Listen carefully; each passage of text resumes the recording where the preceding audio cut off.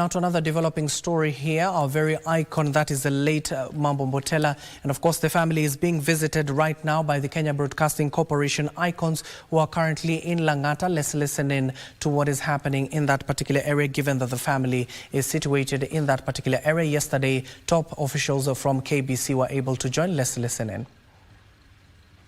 He had the highest rating radio program.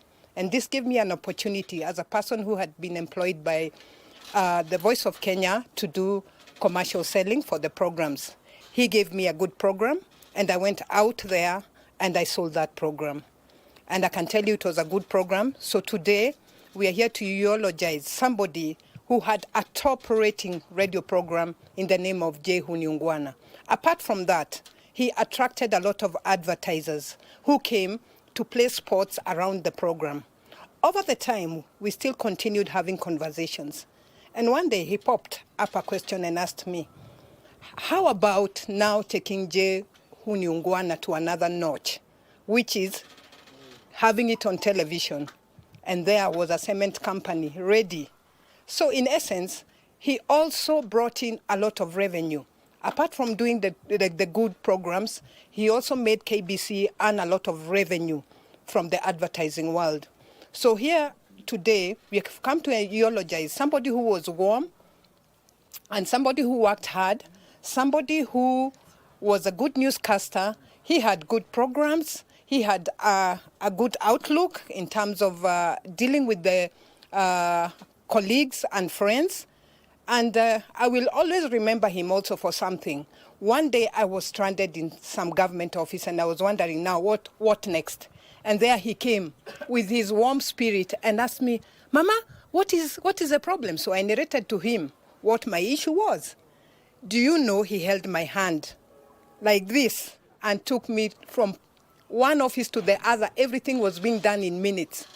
And after about half an hour, everything was done.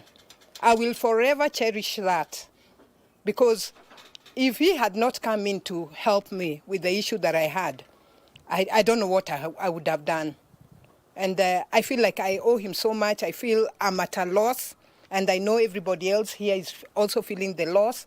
And it is not only a loss to the broadcasting industry, it is also a loss to the whole of Kenya, because he had such programs that made people glue their ears.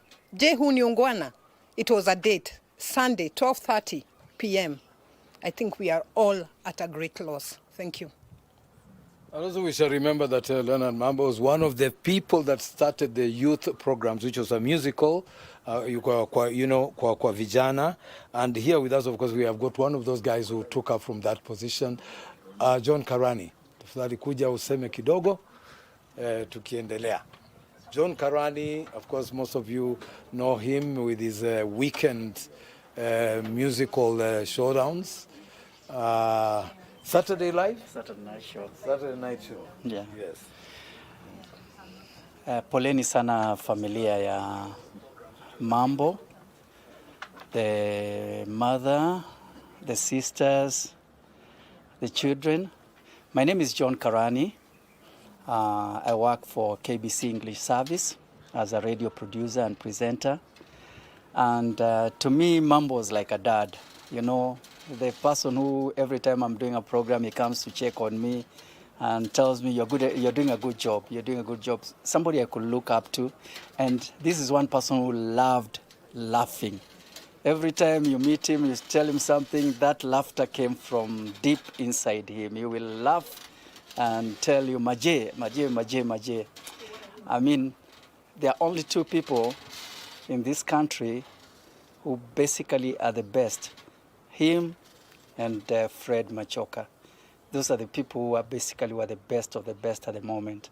One is gone, and to me, Mambo was radio, and radio was Mambo. This country doesn't know what it has lost, but it's one of the biggest talents in this country. And we just say pole sana. Radio has lost and the country has lost, but we'll keep that legacy alive.